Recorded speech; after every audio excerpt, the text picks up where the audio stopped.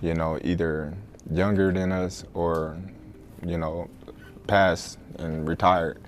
So why not? You know, I want to challenge myself. The best always looking to fight the best and challenge themselves, you know, and why not, you know, challenge. Terence Crawford can't beat him, right? This is a money grab for Terence Crawford. It's just a situation where Terence Crawford is trying to fill up his bank account opposed to actually his legacy. But if you study Floyd closely, like I have, you will notice that he never wastes any steps while he's in the ring. Terence Crawford reportedly agreed to Floyd Mayweather's fight challenge. During a live interview with Stephen A. Smith, Crawford said boxing is about pushing limits and facing big challenges. He stressed that the best should fight the best, and he's ready once again. With calm confidence, Crawford explained that fighting Mayweather would be another chance to prove himself and go beyond expectations. Businessman, because this is Terence the businessman talking, right? They got to pay the cheddar to make it better, right? For sure, for sure. All money ain't good money, so you got to know that. Okay, fair enough. I hate to use the word easy, but at times it did feel like you were, you know, having a really easy time out there. Were you expecting it to play out that way? Listen, it's never easy, you know. Stephen A. Smith is known for being outspoken, especially in boxing, when he praises Crawford for winning titles in for weight classes. It's not just casual, it's rare in today's sport. Many fighters avoid moving up because of the risks, but Crawford has dominated at featherweights. Smith said this shows Crawford's adaptability, skill, toughness, and constant desire to face harder challenges. It makes him one of the all-time great pound-for-pound fighters. Terence Crawford is the best fighter on the planet. Pound for pound, he's that dude. In this four-belt era, he is now the undisputed world champion 3 times over. 140 pounds, 147, now 168 pounds, claiming all the belts. You don't see people doing that very often. Going up against a guy who was perceived as being bigger and stronger, Crawford was strong. Crawford was strong enough to fend him off, strong enough to make him respect his own power. He used his jab, he used his distance. He had poise in the ring, he wasn't rattled. He backed up and moved when necessary and kept us different. He exchanged enough to gain respect when necessary. It was a brilliant, brilliant, masterful fight on Terence Crawford's part. Roy Jones Jr., who knows what it takes to win across divisions, spoke highly of Crawford's skill. He said in the fight with Canelo, Crawford used tactics from Floyd Mayweather and Erislandy Lara, both of whom had troubled Canelo before. But what impressed Jones was how Crawford didn't just copy. He adapted those moves into his own style. That ability to study, learn, and apply makes Crawford different from fighters who stick to one style. As Canelo Alvarez has been a great fighter his whole career, people like Erislandy Lara gave you the blueprint on how to beat him. People like Floyd Mayweather also gave you the blueprint on how to beat him. But Bud is more fierce, more fearsome, and more angrier and more meaner than both of those guys. So you know if they showed you the blueprint, Bud gonna go out there, take that blueprint and do even more with it, which is what Bud did. So it was never a question in my mind whether Bud really was going to outbox me, just if he could take the punch. And right away he showed, bam, he could take the punch. So I know from that point, if he just slow him down, which he did, he'd be okay. Then late in the fight, what other people still didn't see, late in the fight, Bud started hitting Canelo's body. One of those body shots, I think about the 7th or 8th round, hurt Canelo. I was like, whoa. Bud hit him in the right spot then, and he got Canelo's respect with that too. So Bud fought a very, very awesome fight, fought a beautiful fight, very tactical. Very controlled. Yes, it was a beautiful fight for boxing. It was a beautiful fight. You know, Bud got hit with some shots. He did.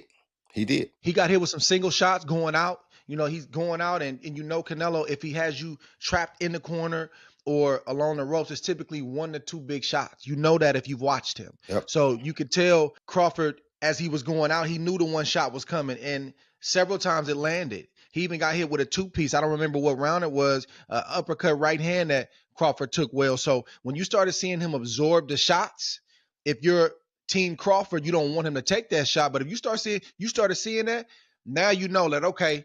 And I think that's what gave Crawford the green light to stay there a little bit longer. He smiled about it. He smiled about it. Yeah. And sometimes that smile can be a lie. And sometimes that smile can mean what I think it meant for Crawford, which is, oh, that's not as bad as I thought it was. The idea of Crawford fighting Floyd Mayweather, even in an exhibition, has sparked debate. Critics say it could hurt Crawford's legacy. They argue he should build on his big wins against Spence and Canelo instead of chasing money. Mayweather's recent fights have been exhibitions for profit, not legacy. But others believe Crawford's place in history is already safe, and a fight with Floyd would simply add another exciting chapter to his career. For Terence Crawford, it's just a situation where Terence Crawford is trying to fill up his bank account opposed to actually his legacy. This is what was being said, right? This is what people perceived. Terence Crawford was just attempting to cash out. When fans compare Mayweather and Crawford, it's not simple. Floyd beat some of the sport's biggest names, but critics say timing helped him. Canelo was young when he fought Floyd, and Pacquiao was injured in their 2015 fight. Floyd also refused certain rematches. By contrast, Crawford has beaten top fighters at their peak. This sparks debate over whether Floyd's perfect record was pure skill or smart matchmaking, while Crawford's dominance looks more decisive. Floyd Mayweather is still greater than Terence Crawford. We need to really talk about this now. A lot of you guys are putting Crawford a bit too high. If you want to say Crawford could beat Floyd, I'm more open to that conversation, but when you're lining up the careers, I'm going to say Floyd every time. While they're both 5 division, Bud has become 3-time undisputed, but he's only fought 10 world champions to Floyd's 25 world champions. You can't take away the 5 division, 3-time undisputed. In terms of accolades, yeah, he probably gets the nod over Floyd. I say their accolades are about relative, considering Floyd Mayweather won Fighter of the Decade as well. But when you get to the resumes, Pacquiao, Oscar, Canelo, Cotto, Mosley, Castillo, Marquez, Zab, Gotti, Hatton, and Corley. There's probably way more people that this guy just didn't name. And then when you get to Bud's resume, not saying it's just bad, but the only names that's really worth mentioning is going to be Spence and Canelo. It's not a knock on Bud. Bud was not able to make those fights early on in his career. But I got to tell you guys what it is. Bud's resume just doesn't line up with Floyd's. Take their top 20 wins. Bud don't even got 20 wins to really sit here and name. Floyd got a good 20-something plus. Bud probably got about 10 wins that we could really sit here and name. Floyd's still greater than Bud in my opinion. Analyst Tony Jeff said Floyd Mayweather's biggest weapon wasn't speed or defense, it was his mindset. Floyd always believed he could beat anyone, and that confidence gave him an edge. Even in close fights, his boxing IQ helped him adapt and stay calm. He could read opponents quickly and adjust in seconds. Jeff said this mental strength, combined with precision, made Floyd seem unbeatable and explains why he retired without a loss. Strong mindset, they're really confident, they really believe in themselves, but you need more than that mindset. You need to have the full package of everything that I'm talking about, what Floyd has got. Fighters should only want to get better. The more you win, the more you should work hard. If you think about losing, you're going to lose. All I ever thought about was winning. So that's all I know. Floyd would visualize his success before he even stepped into the ring. There was no alternative to him but winning. And this mindset isn't just for boxing, it's for all walks of life. And I've actually done a full video talking about how I used this mindset of visualization to win my Olympic medal. And it was an absolute game changer. Now, Floyd used to use this mindset to ease the pressure that he put himself under. And he made himself think like, I'm not under any pressure right now, where he was under immense pressure. Pressure either makes you or break you. Well, you see where I'm at, so it's obvious that I'm the type of athlete or I'm the type of entertainer that can deal with pressure. There's never no pressure. And if you watch his fight in 2013 when he fought Canelo Alvarez, Canelo came in a young, strong, undefeated fighter, but by round 2, Floyd kind of had him figured out. He was reading Canelo's jab. He would slip outside and then come back with a clean counter punch, then move his feet and get out of the way. He basically had the full fight under control, and he was controlling the full rhythm of the fight. He was forcing Canelo to fight at his pace. And this is what he would do in all of his fights. He would get his opponent to do what he wanted them to do without their opponent even realizing it, which is what we call boxing IQ. Now, even though I'm not a fan of Floyd Mayweather personally, because of the time when I did meet him, what he said to me made me just feel like this guy is a piece of shit. Fans are always excited for new matchups, and one big idea is Crawford versus David Benavidez. Benavidez brings size, power, and and constant pressure, which would be a new challenge for Crawford. Many see this as the kind of risk that could push Crawford even further.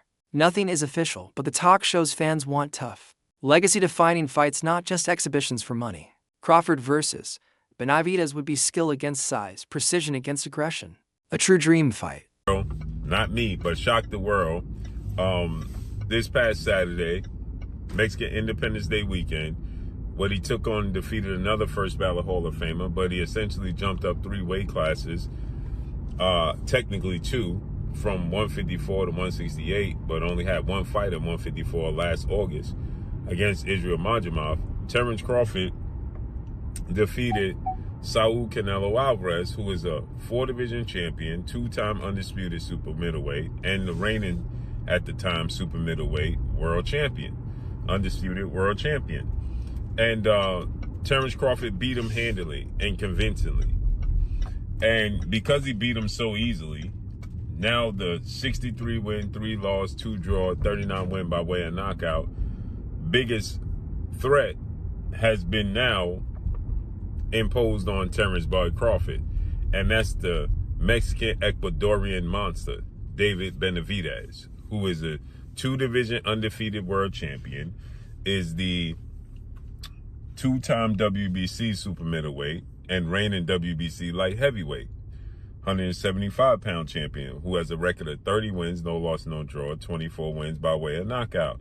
He stands 6'2" with a 75-inch arm reach. This is a fight that David Benavidez has been calling for Canelo Alvarez when he was at 168, and Canelo Alvarez strategically maneuvered around him.